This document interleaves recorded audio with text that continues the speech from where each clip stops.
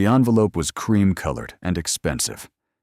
Daniel Carter stood in his hallway, still wearing his teaching clothes, chalk dust still faint on his sleeve, holding it like something was wrong. Inside a wedding invitation. Brittany's name printed in gold script beside a man he'd never met. Then he found the handwritten note tucked beneath it. Daniel, I wanted you to see what my life has become. I know this is hard for you, poor thing, but maybe it'll inspire you to finally do something with yours.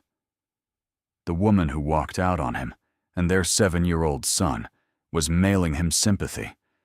She called him poor. She signed it with a heart. What Brittany didn't know was that the man she pitied had been carrying a secret one that would make every person in that wedding hall question everything they thought they knew about him. But yes, the invitation sat on the kitchen counter for 3 days before Daniel Carter touched it again. Not because he forgot it was there. He saw it every morning when he reached past it for the coffee maker every evening, when he set Jake's dinner plate down on the same scratched laminate surface. It was cream-colored and slightly oversized, the kind of stationery that cost more per sheet than Daniel spent on groceries for a week. He left it there on purpose. He wasn't sure why. Jake had already asked about it once. "What's that, Dad?" And Daniel had said it was junk mail. Jake had believed him without a second glance, already distracted by the cartoon playing on the second-hand television in the corner. 7-year-olds had the mercy of short attention spans. Daniel envied that. On the 4th morning, he finally picked it up. He already knew what was inside. He'd read it the night it arrived, standing in the hallway, still in his jacket, chalk still faint on his sleeve from 3rd period. But reading something once and sitting with it were two different things. The cardstock was heavy in his hands. Brittany Harmon and Trevor Caldwell request the honor of your presence. The font was gold. Of course it was gold. And beneath the card, folded once the handwritten note he'd been trying not to think about. Daniel, I wanted you to see what my life has become. I know this is hard for you, poor thing, but maybe it'll inspire you to finally do something with yours. He set it back down, poured his coffee, heard Jake's alarm go off down the hall. That was the rhythm of their life, his and Jake's alarms, coffee backpacks, the short drive to Maplewood Elementary, in the 12-year-old Honda that needed a new muffler. Daniel taught 5th grade there. Jake was in 2nd grade in the same building, a different wing on the ground floor. Every morning, Daniel dropped him at the front entrance and watched until the door closed before pulling out of the drop-off lane. It was a small thing. He never missed it. Their apartment had 1 bedroom. Jake slept there. Daniel had converted the living room years ago, his bed tucked against the wall behind a bookshelf that also held Jake's baseball trophies and a framed drawing Jake had made in kindergarten, a house 2 stick figures a sun with too many rays. The apartment was not much, but it was theirs, and it was clean, and on Friday nights they made homemade pizza and watched whatever Jake had been saving up to show him all week. Nobody looking at Daniel Carter's life would have guessed at the other thing. His attorney knew, his financial advisor knew, and his grandmother had known before she passed. 2 years ago, she was the one who made him promise. Stay in the real work, she'd told him, her hand dry and warm around his. Stay with real people. 10 years. Don't let the money decide who you are before you've had the chance to figure that out yourself. He had sold the educational software company he'd spent 6 years building quietly through a private acquisition that never made the news, and the number that landed in his account afterward was one that still occasionally surprised him when he thought about it directly. $18 million. He kept living the same life he'd been living, drove the same car, shopped at the same thrift stores, because his grandmother had asked him to. And because, if he was honest, he didn't yet know who he would be without the structure of ordinary days. Brittany had walked out 18 months ago. She hadn't known about any of it, the company, the sale, none of it. She had left a man she believed was a 5th grade teacher with a used Honda and no particular trajectory, and that was the version of him she had been carrying ever since. or so he'd thought. He didn't start looking into Trevor Caldwell out of jealousy. He told himself it was practicality. Brittany's choices affected Jake at least in theory, and a man in that position had a right to know who might be entering his son's orbit. He spent one evening with a laptop and a public records database, the kind any person could access for the price of a monthly subscription. What he found took the air out of the room. Trevor Caldwell was a reconstructive surgeon with a practice in Connecticut, 2 luxury cars registered to his name, and a lifestyle that photographed beautifully on social media. He was also carrying a malpractice suit that had been quietly proceeding for 18 months, a second civil complaint filed by a former business partner, and a debt load that, between the mortgage on the Connecticut house, the leased office space, and the financing on both vehicles, left almost no actual equity beneath the polished surface. The man looked like money. He was structured like a house of cards. Daniel closed the laptop and sat in the quiet of the living room for a long time. He wasn't sure what he felt. Not satisfaction that would have required him to still care about Brittany in the way that made her choices sting. And somewhere in the past 18 months, that particular nerve had gone numb. What he felt was something closer to tired. Tired of the story she was apparently telling about him, the one where he was the cautionary tale, the man who couldn't keep up the poor thing, who needed inspiring. He had let her tell it, because correcting it had seemed like more effort than it was worth, because Jake didn't need to see his father performing dignity for an audience, because Daniel had genuinely believed that the truth would arrange itself eventually, the way things tended to do. But the note had been something different. That had been deliberate. He found the journal by accident the same night. He'd been looking for Jake's pediatric insurance card in the box of documents he kept in the closet, the box that also held apparently a slim leather-bound notebook he didn't recognize, pushed to the back behind a folder of tax returns. Brittany must have left it when she cleared out her things, overlooked in whatever the emotional arithmetic of that particular afternoon had been. He almost put it back. He told himself later that what stopped him was the date on the first page almost 2 years ago, more than 3 months before she'd told him she wanted out. He opened it to that page and started reading. By the time he reached the end, Jake had been asleep for 2 hours. Daniel was still sitting on the closet floor. It wasn't just the confirmation that she'd planned to leave long before she said anything, though that was there in her own handwriting, detailed and methodical. It was the way she'd written about Jake. Not as a child she was leaving behind with a heavy heart, not even as an afterthought, as a complication. The Jake situation she'd written in one entry needs to be handled cleanly. Handled. The word had the texture of a business memo. Their son, their actual son, who slept with a worn, stuffed dog named Captain and still asked Daniel to check the closet before bed, was a situation to be handled cleanly. Daniel set the journal on the kitchen counter, next to the wedding invitation. He looked at the 2 objects together for a moment. Then he went to the window and stood there, looking out at the Philadelphia street below the amber glow of the streetlights on wet pavement, a city quietly doing what cities did at 11 o'clock on a Tuesday. He thought about his grandmother, about the 10-year promise which he'd been keeping for 3 years now, with 7 more to go. He thought about Jake asking that morning whether they could get a dog, not a big one, Dad, just a medium one, and how Daniel had said maybe and meant it. He thought about what it meant that he had been walking around as the subject of Brittany's story without ever once deciding whether he wanted to be in it at all. His phone was on the counter. He picked it up and scrolled to a contact he hadn't called in 2 months, Ashley Mercer.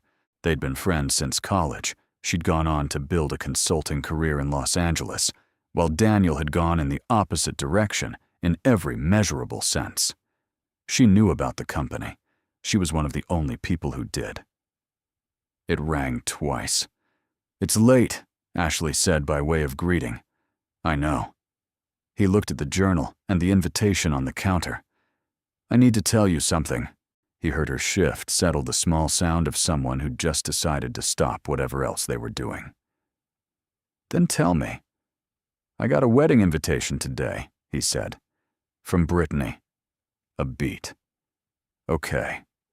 She included a note, called me poor thing, said she hoped her happiness would inspire me to do something with my life. Ashley's voice came back even precise. And what are you going to do? Daniel looked out the window again. Down the hall, Jake made a small sound in his sleep, one of those half-formed words children said in dreams, meaning everything and nothing. I found her journal, he said quietly. Ashley. She planned all of it. The timeline, the exit, even how she talked about Jake. It's all in there in her handwriting. This time, the silence from the other end had a different quality to it. When Ashley spoke again, her voice was careful and still. What do you want to do, Daniel? He turned away from the window. For the first time since he'd opened the envelope 4 days ago, something settled in his chest. Not anger, not even resolve exactly. Something quieter than both of those things. Something that had been waiting. I think, he said, it's time. The story Brittany was telling had a shape to it. Daniel learned the contours of it through Ashley, who had spent the 2 weeks after that late-night phone call quietly listening at the edges of their shared social circles. The people who had known both Daniel and Brittany during the marriage. The mutual friends who still followed Brittany's life. The way people followed a reality show they knew was scripted, but watched anyway. The version of Daniel that existed in Brittany's retelling was a specific kind of sad man who had not handled the divorce well, who had called her repeatedly in the early months, who had, according to one story, Ashley heard at a gathering in New Jersey, shown up at Brittany's old workplace just to see her. A man who still hadn't found his footing. A man who needed, as Brittany had written, in her note, some inspiration. None of it was true. Daniel hadn't called Brittany more than twice after the papers were signed both times about Jake's school enrollment forms. He hadn't been to her old workplace. He had in fact been almost aggressively undramatic about the entire thing, which he now understood had left a vacuum that Brittany had filled with whatever narrative suited her. She's been at it for a while, Ashley told him over the phone one evening, her voice careful. It's not new. She's been building this version of you since before the divorce was finalized. Daniel was grading math quizzes at the kitchen table. He set down his pen. And people believe it. Some of them, the ones who don't know you well enough to ask better questions. He thought about that, about all the dinners and birthday parties and casual Sunday afternoons where someone who'd heard Brittany's story had looked at him with that particular soft expression, the one that was almost sympathy, but had just enough condescension folded into it to leave a taste. It was Jake who broke something open in him 3 days before the wedding. They were in the car on the way home from Jake's Saturday baseball practice, the Honda rattling slightly at intersections the way it always did Jake, in the back seat, still in his cleats, dirt on his knees. He'd been quiet for most of the drive, which usually meant he was either tired or working something out.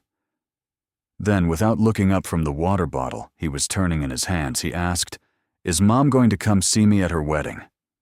Daniel kept his eyes on the road. "Where'd you hear about the wedding, bud?" Tommy's mom said something. Jake turned the water bottle another half rotation. She looked at me kind of weird when she said it. Daniel pulled into their parking spot and turned off the engine. He sat for a moment with his hand still on the key. Then he turned around in his seat so he could look at his son directly. "I don't know if Mom has plans to see you there," he said, "but I know that whatever happens, it has nothing to do with how much you're worth. You understand me." Jake looked at him for a long moment. That particular look he had sometimes too old for his face. "Are you going?" "Yeah," Daniel said. "I'm going." Jake nodded slowly like he was filing that away somewhere. Then he unbuckled his seatbelt and reached for the door handle, already shifting back into the register of a 7-year-old. "Can we have pizza tonight?" "We can have pizza tonight," Daniel said. He watched Jake run ahead toward the building entrance cleats, clicking against the pavement, and something in Daniel's chest went quiet and clear. Whatever happened at that wedding, however it looked, and whatever it cost, Jake had looked at him in that car and found something solid. Daniel intended to keep it that way. That same evening, he made 2 calls. The first was to his neighbor, Mrs. Paulson, who had watched Jake a handful of times before, and whose presence Jake tolerated with the particular affection he reserved for people who kept good snacks. She agreed without hesitation. The second call was to Ashley. "Bring the journal," she said, before he could finish explaining his thinking. "I wasn't sure." "Bring it," Ashley said. "Not to use it as a weapon, just so she knows that you know. There's a difference." She let that settle. "And Daniel let me handle the toasts. I have a few things to say." Ashley flew in from Los Angeles 2 days before the event. She didn't announce it as a grand gesture. She texted landing Friday afternoon. "Already have a dress. Don't argue with me." He hadn't been planning to argue. They took a car service to the venue, a restored estate in Connecticut, that Brittany had almost certainly selected because it photographed beautifully from the outside. The car that met them at the airport was a Rolls-Royce, arranged through Daniel's private account, the first visible evidence of the life he had kept carefully off stage. Ashley had raised an eyebrow when she saw it waiting at the curb, but said nothing. She'd known about the money for years. She simply hadn't seen it expressed as a material fact before. Daniel wore a Tom Ford tuxedo he'd had fitted in New York the previous week, charcoal clean, understated, in the way that only very expensive things could afford to be understated. Ashley was in a deep navy gown, long and architectural, the kind of dress that made a room reorient around the person wearing it. They did not talk much on the ride over. There was a particular quality to the quiet between them, not tension, but the kind of focused calm that precedes something irreversible.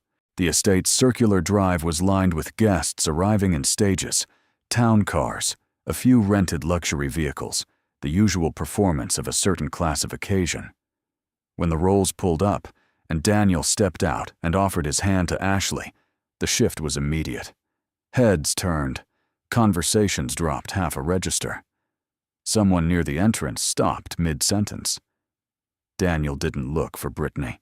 He didn't have to. He heard the sound, a specific silence. Aya held breath, and then he saw her from across the courtyard.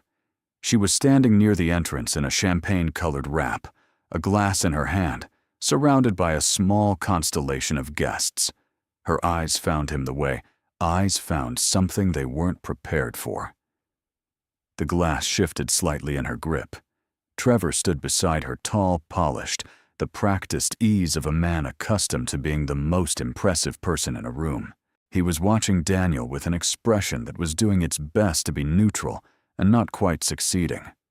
Daniel offered a pleasant nod in their direction, the way you acknowledge someone you've seen at a party before, then turned his attention to Ashley and said something that made her laugh, genuine, unforced, and the two of them walked inside together. The cocktail hour became a different event from the one Brittany had planned. It wasn't anything Daniel engineered deliberately. It was simply that the story her guests had been told about the quiet, struggling ex-husband who taught elementary school and couldn't get his life together did not match the man standing in the room, and people's minds encountering that contradiction naturally began to ask questions. A woman who turned out to be the mother of one of Daniel's former students recognized him and pulled him into a conversation about the educational software her daughter's school had been using for 2 years. A man who worked in private equity introduced himself with the particular attentiveness of someone who had just revised an assumption. Ashley moved beside Daniel with the ease of someone entirely comfortable in her own skin, which made the two of them together read not as a statement, but as simply real. Brittany found him during the cocktail hour near the edge of the garden terrace, where the guests had thinned out. "I didn't expect you to actually come," she said. Her voice was controlled. Professionally controlled, the kind of even tone that took effort. "You invited me," Daniel said. "I didn't think you'd—" She stopped, reset. "You came with Ashley Mercer." "I did." Brittany looked out at the garden for a moment. When she turned back, her expression had rearranged itself into something softer, more familiar, The version of her face he'd known in the early years of the marriage, before he'd learned to recognize it as a mode she switched into when she needed something. Daniel, you've clearly done well for yourself. I'm glad. I always believed you had it in you. We weren't right for each other at the time. Brittany, his voice was quiet. You don't need to do this. Do what? Revise the story in real time. Her jaw tightened slightly. I wrote you that note because I was worried about you. I genuinely was. You wrote me that note. He said, because you wanted me to feel small. And it almost worked. He said it without heat the way you state a fact about weather. But almost isn't the same thing. She shifted toward him, then dropping the social register, going for something more direct. We could have had all of this together, you know, if things had been different. If you'd been further along when we had Jake, he said. That's what we had together. And Jake is doing fine. Her expression moved through something complicated at that. I still care about him. I want you to know that. Then show him, Daniel said simply. That's all there is to it. He excused himself before she could respond and walked back toward the main hall. His phone buzzed as he crossed the threshold, a text from Ashley, who had watched the exchange from across the terrace without appearing to watch it at all. You don't owe her an explanation. You don't owe her that. He read it twice, then put the phone in his jacket pocket and felt something in his shoulders. He hadn't realized was braced, finally let go. The reception dinner was elegant and overstretched, the budget visible in the right places and strained in the others, the signature cocktail slightly too sweet. The floral arrangements magnificent in a way that made you notice how magnificent they were, which was one layer too many. Daniel ate his meal and talked to the people around him, and if any of those people had come in with a fixed idea of who he was, most of them had revised it quietly by the salad course. The MC had opened the floor to toasts during the dessert course, and Ashley had slipped him a note earlier that evening asking to be added to the list. She'd introduced herself simply as a longtime friend of Daniel's, which was accurate and which gave the room just enough context to be curious. She stood up, and the room gave her its attention the way rooms did when someone rose with that particular quality of stillness, and she began to speak. She didn't mention Brittany by name. She didn't attack anyone, didn't perform outrage, didn't give the room the dramatic confrontation it might have expected. What she did was describe a man. She talked about the scholarship fund Daniel had been quietly financing for 3 years. Anonymous donations that had put 17 kids through programs they otherwise couldn't have accessed. She mentioned the family in their neighborhood, whose hospital bills had disappeared 1 month after the father lost his job, paid by someone who had asked the hospital to list the source only as a private donor. She talked about the way Daniel Carter showed up to teach 5th grade every single morning, not because he had to, not because it was the only option available to him, but because he believed that the most important room he could be in was the one with the children who most needed someone to show up consistently. She didn't editorialize, she just named the facts. Then she looked out at the room, at the faces that had reoriented at Brittany, sitting very still at the head table at Trevor, whose expression had gone somewhere private and difficult. And she said evenly, without cruelty, "This man didn't come here tonight to prove anything. He came because he was invited. And he'll leave with everything that actually matters to him intact." She sat down.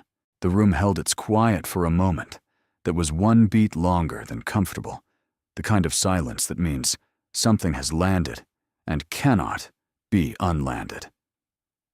Then conversation resumed carefully in lower registers, and Daniel reached across the table and placed his hand briefly over Ashley's. She turned and looked at him. Neither of them said anything. At the head table, Brittany set her fork down on her plate with a soft, precise sound. Trevor leaned toward her and said something near her ear. She didn't answer him. Outside the tall windows, the Connecticut evening had gone full dark, the estate's exterior lights throwing amber pools across the lawn. somewhere beyond all of it, in a Philadelphia apartment with one bedroom and a bookshelf full of baseball trophies. A 7-year-old with a worn, stuffed dog named Captain was sleeping at Mrs. Paulson's without any idea that tonight, his father had finally quietly decided to take up the full amount of space he was owed. The knock came at 7:43 in the morning. Daniel knew it was her before he opened the door. There was only one person who would come to a hotel room at that hour the morning after her own wedding, and the specific quality of the knock 3 times.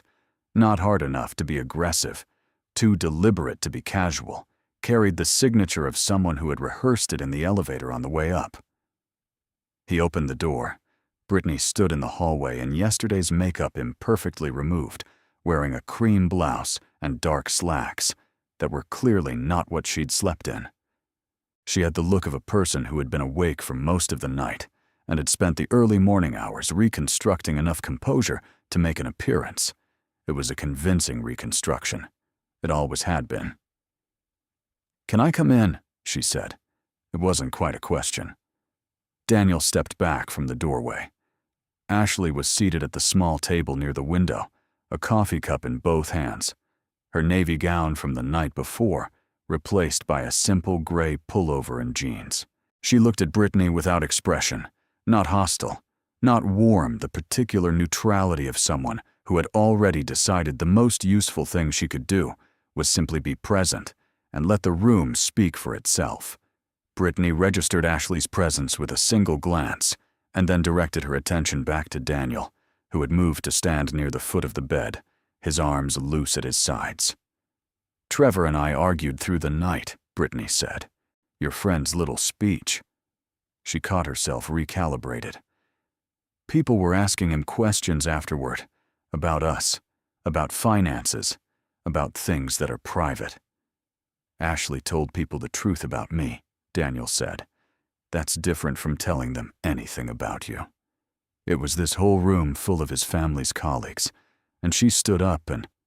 Brittany's voice thinned slightly at the edges. She pressed forward through it.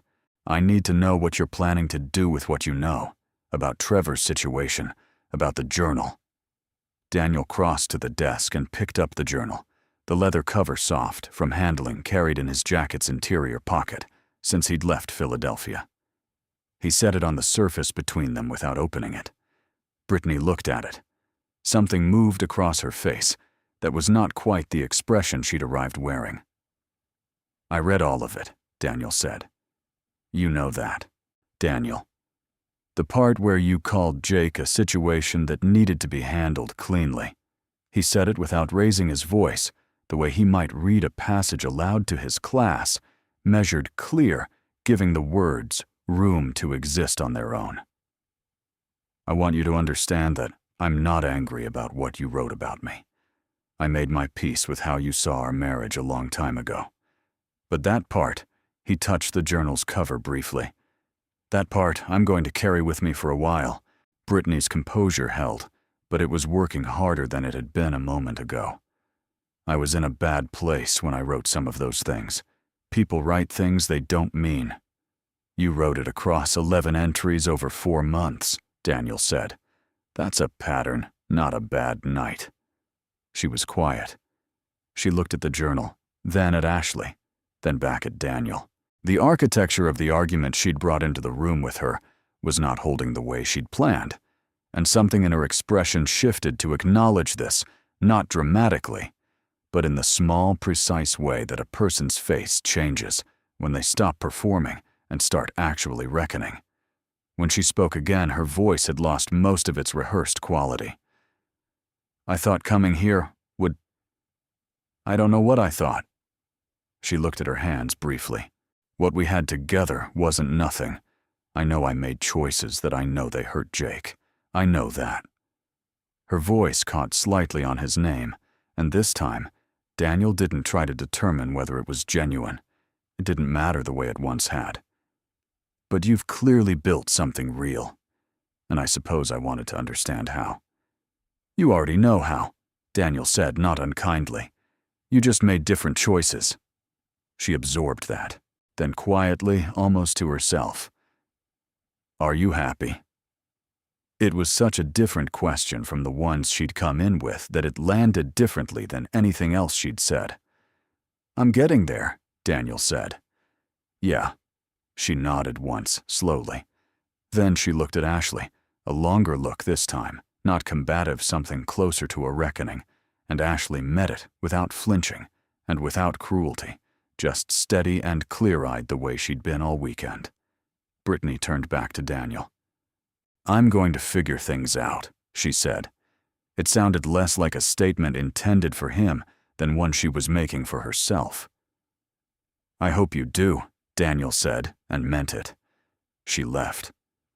Daniel stood in the room after the door closed and listened to the sound of the hallway returning to ordinary hotel quiet. Ashley wrapped both hands around her coffee cup and said nothing, and the silence between them was the comfortable kind, the kind that didn't require filling. After a moment, he sat down across from her at the small table and reached for his own coffee gone lukewarm. "You okay?" Ashley asked. "Yeah," he said. And then, because it was true, actually, yeah. The news arrived in pieces over the following 2 weeks, the way these things always did, not in a single dramatic disclosure, but in a series of quiet dominoes. Trevor had found the journal. Daniel didn't know how, didn't ask, and later reflected that it didn't particularly matter. The truth had its own gravitational pull and eventually collected what belonged to it. Trevor's family, who had been the primary financial architecture behind his practice, withdrew from 2 joint investments following conversations that nobody made public. Brittany's employer, a marketing firm, where she'd been handling expense accounts for 4 years, opened an internal audit that was, as these audits tended to be, about something that had been accumulating long before anyone looked directly at it. The marriage that had been announced in gold script on cream cardstock became within a month a legal arrangement between 2 people managing separate crises. Daniel heard most of this secondhand through Ashley, who heard it through the remaining threads of their shared social world. He didn't seek the information out. He received it the way you received weather reports about a city you used to live in, noted, processed, and ultimately not particularly relevant to where you were standing now. He sent Brittany one text message 3 weeks after the wedding. "I hope you find stable ground. Jake is doing well. He'll be at the same number if you want to reach him." Then he blocked her contact. Not in anger. Anger had left the building some time ago. In the same spirit that you closed a window when a draft had been coming through it for too long. The room didn't need to be sealed. It just needed the draft to stop. What happened between Daniel and Ashley was not a single moment. It was an accumulation of small ones, the way most real things were. It was the phone calls that started going longer, conversations that had always been substantive between them, but now had a different quality, the way a familiar road feels different when you're no longer in a hurry. It was Ashley asking about Jake with the specificity of someone who was actually tracking his development, remembering that he'd been anxious about the multiplication tables, asking 2 weeks later whether they'd clicked yet. It was the Thursday evening she called from Los Angeles at 9 o'clock, her time, which was midnight. His, and they talked for an hour and 40 minutes about nothing in particular, and when they finally said goodnight, there was a beat at the end that neither of them filled with a word. It was the morning she texted, "I have a client in New York next Thursday. I could drive down to Philadelphia after." He'd replied, "Jake's been asking when you're coming back." Her response had taken 4 minutes. Just Jake. His had taken 6. No. She drove down on a Thursday evening and stayed through Sunday afternoon sleeping on the pull-out sofa, because that was the only option the apartment offered, and the 3 of them moved through the weekend with an ease that felt less like something being built than something being recognized. They went to the farmer's market Saturday morning, Jake running ahead between the stalls, circling back every few minutes to show them something he'd found. They cooked dinner together Saturday night. Jake assigned to tearing lettuce for the salad, a task he took with extreme seriousness, and ate at the scratched laminate table while Jake held court on the relative merits of every player on his baseball team. Sunday afternoon, Jake sat on the kitchen counter watching Ashley braid a section of her hair, with the focused attention he gave to things he was genuinely trying to understand. At some point, he'd started calling her Coach Ashley.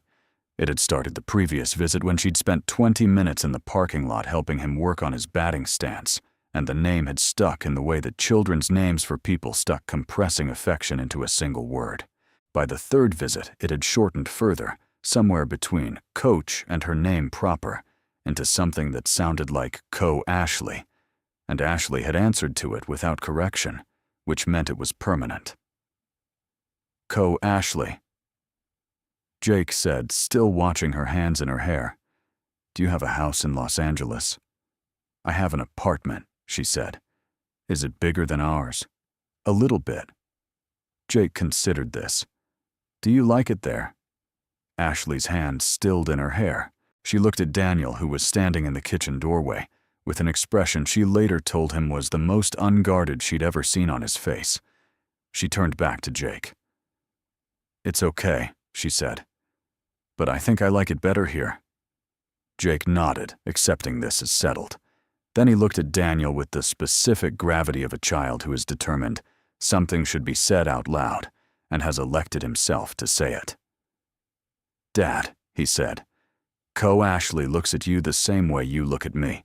Daniel set down the dish towel he'd been holding.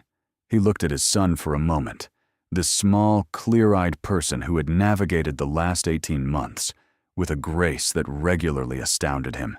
And then he looked at Ashley, who was sitting very still, with her hands in her lap, and something quiet and open on her face.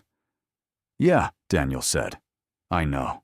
6 months later, Daniel drove a white Tesla to Maplewood Elementary on a Tuesday morning that smelled like early spring, the particular sharpness of air that had finally decided to stop being winter. Jake, now 8, was in the passenger seat, conducting an elaborate argument in favor of getting a dog that was more structured and footnoted than most of Daniel's students' book reports. A medium one, Jake clarified. Not small, because small dogs are nervous. Not big, because we don't have a yard yet. Medium is the logical choice. You've given this significant thought, Daniel said. I've given this a lot of thought, Jake confirmed. The school came into view at the end of the block. The sign out front had a new addition beneath the Maplewood Elementary name, a small panel recently installed that read, "In partnership with the Margaret Carter Educational Foundation." Margaret had been his grandmother's name.